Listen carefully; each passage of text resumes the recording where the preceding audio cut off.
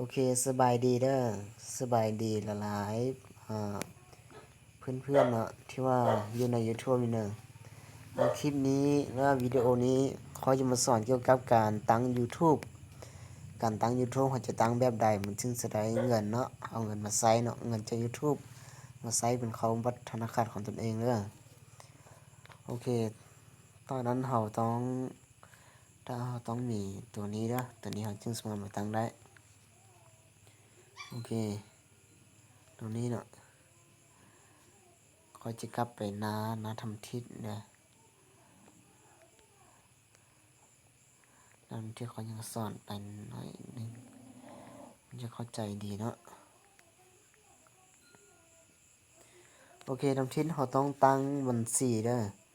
ตั้งบัญชีเป็นแบบเป็นอีเมลเลยเจ้าตั้งบัญชีตั้งเป็นอีเมลเด้อ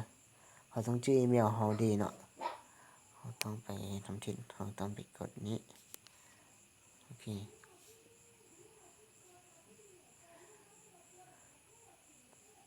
เขาไปที่เราเขียนว่า YouTube มันจะออกเป็นแบบลักษณะแบบนี้เราไปเขามันจะสามารถเห็นได้เป็นแบบนี้เนาะที่เขาตั้งไปว่าเท่าไหร่เด้อเน็ตซาโอเคคลิปสตูดิโอเนาะโอเคเป็นนั้นหมดแล้วเขาต้องไปนี้เอาไปที่ซ่องเป็นสังเกตว่า channel เนาะนะโอเคนะถ้าว่าในการตั้งนั้นถ้าว่าเป็นไปแบบนี้เนาะทำชิดมันต้องออกว่าไม่มีสิทธิ์เนาะไม่มีสิทธิ์ไม่มีสิทธิ์ตั้ง YouTube และตั้งรายได้เนาะเราต้องไปเปลี่ยนอยู่บนนี้เด้อเราต้องไปเปลี่ยนอยู่บนนี้ว่ากันตั้งคันสูงเด้อมีลูกห้องดีกว่าการตั้งคันสูงเลยโอเคการตั้งคันสูงอ่ะอันนี้ทำทิศมันจะเป็นภาษาลาวเลยแต่ว่าคอยเปลี่ยนแล้วนะคอยเปลี่ยนเป็นไทยถ้าว่าเป็นลาวเขาต้องเปลี่ยนเป็นไทยเด้อจึงสามารถตั้งได้แล้วหลังจากนั้นมาตั้งว่าบันทึกเนาะบันทึกเมื่อแล้วเขากลับไปซ่องตึมเขากลับไปมันนี้ตึมสถานะและฟิวเจอร์เนาะและพิเจอร์เนาะโอเคแล้วมันจะออกว่าการเปิดมีสิทธิ์เปิดสร้างรายได้เด้อต้องเปิดเข้าไปเปิดใช้งานเนาะโอเคมันจะออกคล้ายลักษณะเป็นแบบนี้เด้อมันจะออกเป็นลักษณะแบบนี้เป็นการเริ่มต้นวันข้อที่1เนาะโอเคเราต้องเริ่มต้นมันจะออกเป็นแบบนี้เนาะเราเอาไปติ๊กให้มันติ๊กขึ้นดิสายก็ติ๊กบ่ได้วะโอเคติ๊กให้มันแล้วเราต้องไปว่ายอมรับเนาะฉันยอมรับเริ่มบ่เข้าใจแล้ววิธีใดบ่เข้าใจแล้วคอมเมนต์มากองคลิปวิดีโอได้เด้อโอเคเป็นครั้งที่2เนี่ยวิธีที่2เนาะวิธีที่2การเริ่มต้น การเริ่มต้น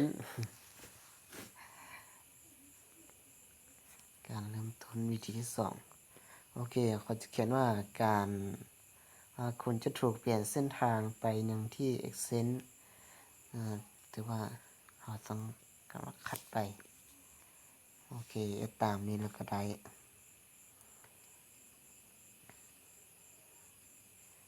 โอเคเน็ตซาเน็ตกากเน็ตลาวจะมันกากที่กากว่า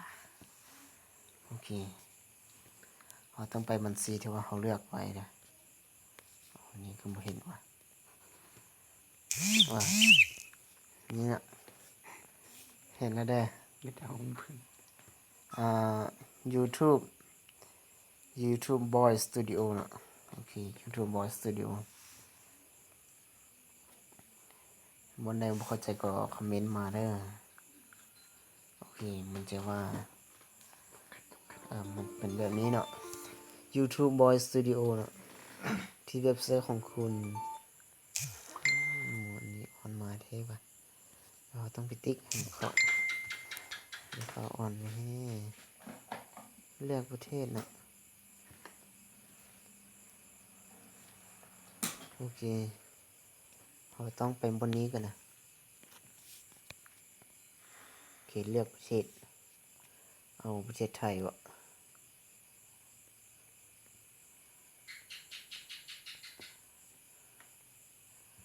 เอาประเทศไทยก็ได้เพราะว่า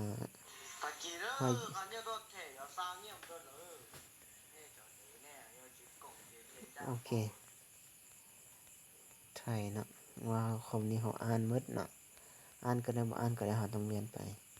โอเคใช่ฉันได้อ่านและยอมรับข้อตกลงแล้วไปที่สร้างบัญชีโอเคมันจะออกมาเด้อจะมาคันลักษณะหน้าตาเดี๋ยวจะเบิ่งดูเดียวเด้อโอเคมันจะเป็นแบบไรเนาะออกมาปืดโอเคจะออกมาแบบคันลักษณะแบบนี้เด้อเขาต้องเขียนว่าเริ่มต้นใช้งานโอเคพินเนาะพินว่านี่ค่อยจะอธิบายละเอียดนะพินนี้เป็นว่าทำที่เนาะเราสร้าง YouTube ได้ถ้าว่า YouTube ของเราผ่าน 1,000 1,000 คนติดตาม 4,000 ชั่วโมงเลยจึงสามารถผ่านได้การตั้งของ YouTube นี้ปีหนึ่งให้ผ่านเด้อถ้าว่าบ่ผ่านนี้ YouTube จะตัดบัญชีของเราทิ้มเลยเนาะเพราะว่าในการกดติดตามนี้เพราะว่ามันสำคัญเนาะคุณกดติดตามเป็น 1,000 เนาะชั่วโมงเป็น 4,000 ชั่วโมงจึงสามารถตั้งบัญชีได้เด้อจึงสามารถตั้ง YouTube ได้ YouTube ของเราจึงสามารถผ่านได้เนาะโอเคนี่เนาะบทที่อยู่ที่1อันนี้เราไปใส่เสื้อบ้านของเราก็ได้ใส่รองปิวเด้ออันนี้ก็ได้รองปิวก็ได้โอเครองปิวเป็นภาษาอังกฤษก็ได้นะโอเคขานเมืองเนาะขามเมืองซานเมืองซานเมืองคำเด้อซานเมืองคำเขาเขียนซื้อบ่ถูกเนาะขอโทษหลายเด้อเขาก็เขียนเมืองคำคือเดียวเนาะโอเคจังหวัดเขาตัวก็ได้เด้อเขามาตัวก็ได้สมมุติเราอยู่ไทยบ่จังหวัดเชียงใหม่บ่เชียงใหม่ต้องเอาเชียงใหม่ก็ได้รหัสไปรษณีย์เขามีก็ได้เนาะเขามีไส้ก็ได้เขาบ่มีไส้ก็ได้เนาะรหัสไปรษณีย์นี่เลขโทรศัพท์ของเฮาเด้อนี่นะเขาจะใส่เป็นประเทศลาวเด้อเพราะว่าการใส่เป็นประเทศลาวนี้ว่ามันจะส่งพินให้เฮาเป็นพินเป็นบัตรธนาคารให้เฮาตั้งนี้ตั้งนั้นเราจะสามารถสร้างบัญชีเขาในบัญชีเพื่อไปโอนเงินอยู่ธนาคารเพื่อเฮามาใช้เด้อประเทศลาวอยู่ไสเนาะเห็นแล้วลาวโอเคใส่เลขโทรศัพท์ของเฮาเนาะใส่เลขโทรศัพท์ของเฮาจึงสามารถเขาจึงสามารถส่งรหัสผ่านให้เฮาได้เนาะ2096360251โอเคพอจะได้เบอร์ของคอละกดนี้ให้ก็ได้เด้อกดนี้เบิ่งก็ได้โอเคส่ง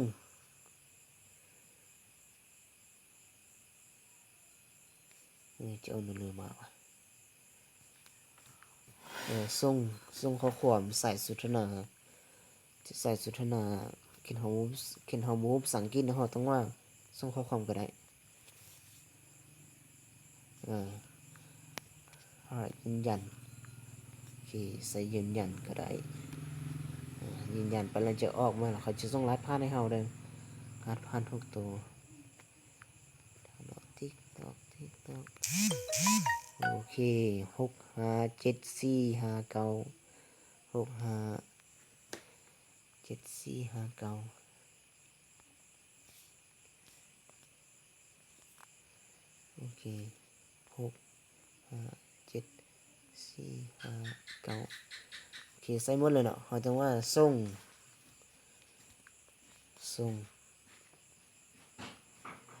โอเคจะถูกเปลี่ยนเป็นเส้นทางนี้ไปนรกเต้เขาต้องว่าเปลี่ยนเส้นทางเนาะโอเคมันจะออกมาให้เขานะโอเคทำหนึ่งเด้อโอเคข้อที่สองผ่านแล้วเนาะข้อที่สองผ่านแล้วข้อปัญหาที่สองนี้เป็นปัญหาที่ว่าตั้งยากสุดๆเด้อข้อที่สองนี้ตั้งยากสุดๆบัญชี accent ข้อเชื่อมต่อโยงการตั้งค่า accent โอเคไปข้อที่สามเด้อแต่ข้อที่สามมี4วิธีให้เราตั้งเนาะข้อที่สามโอ้ปู่จะเฝ้าอ่อนเทวาที่ฮักเอ้ยเริ่มต้นเด้อเริ่มต้นเป็นข้อที่สามโอเคมันก็ใช้เวลาหลายนิดนึงเนาะมันก็ใช้เวลาหลายทีนึงโอเคปัญหานี้เป็นปัญหาที่สำคัญที่สุดเลยการสร้างรายได้จากวิดีโออยู่ในทั้งหมดและวิดีโอในรูปแบบโฆษณาเนี่ยอันนี้เป็นแมวที่ว่าช่องของเราหรือว่าช่อง YouTube ของเราผ่านเนาะช่องของเรา YouTube ผ่านแล้วมันจะมีเป็นโฆษณาให้เราเห็นคือตามแบบเป็นวิดีโอที่ว่าเราเห็นเนาะเราเห็นนะเป็นวิดีโอเราจะสามารถคือแบบหนังคือว่าเราเบิ่งใน Facebook ก็ได้ YouTube ก็ได้ที่เราเบิ่งไปฮอดกลางคืนแล้วมีการโฆษณาเนาะที่ว่ามีการโฆษณามาแล้วเราจึงแบบโฆษณาเขียนโฆษณาหลายแล้วเราจึงสามารถได้เงินเขาในบัญชีของเราก็ได้โอเคเราต้องไปที่ว่าบันทึกโอเคตั้งใจให้สุดๆแล้วเนาะเพื่อประเทศลาวโอเคปัญหาที่3ผ่านแล้วต่อข้อที่4เนาะข้อที่ชั่วโมงการรับชมใน12เดือนที่ผ่านมาว่าเขากำหนดต้องการอีก 4,000 ชั่วโมงในเพื่อการตอบเพื่อการตอบเพื่อการสอบเนาะอันนี้ว่า 4,000 ชั่วโมงเขาจะสามารถสร้างเป็นรายได้ได้เนี่ย1,000 กดติดตามหรือว่า 1,000 subscribe เนาะเขาจะสามารถสร้างเป็น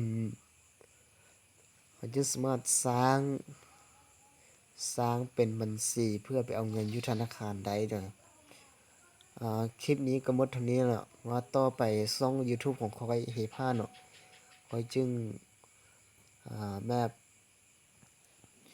ข้อยจึงค่อยก็เห็นว่า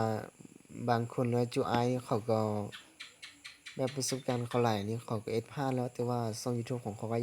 เฮ็ดพลาดแล้วค่อยก็สอนเท่านี้ก็เนาะเพราะว่าตอน YouTube ของเขาไว้เขียนพลาดแล้วเขาสิมาเสนอเติมเนาะมันยังมีเติม3 4 5ขั้นตอนเด้อเพื่อว่าไปเอาเงินอยู่ธนาคารที่สามารถโอนได้ในบัญชีของเราเนาะโอเคขอบใจละหลายเด้อถ้าไผมักคลิปนี้ก็สวยกด subscribe เนาะ subscribe ไปว่าผู้ติดตามเด้อโอเค subscribe ให้คอยเด้อกับถ้ามักคลิปของคอยขอหลายเด้อขอหลายพูดละ1หลายเด้อกับซอยแชร์กับซอยแชร์ไปให้เขาใช้เขาเบิ่งดิเด้อเพราะว่าคลิปนี้คอยก็ตั้งใจเฮ็ดแล้วเนาะถ้าไผมักเนี่ยก็อืม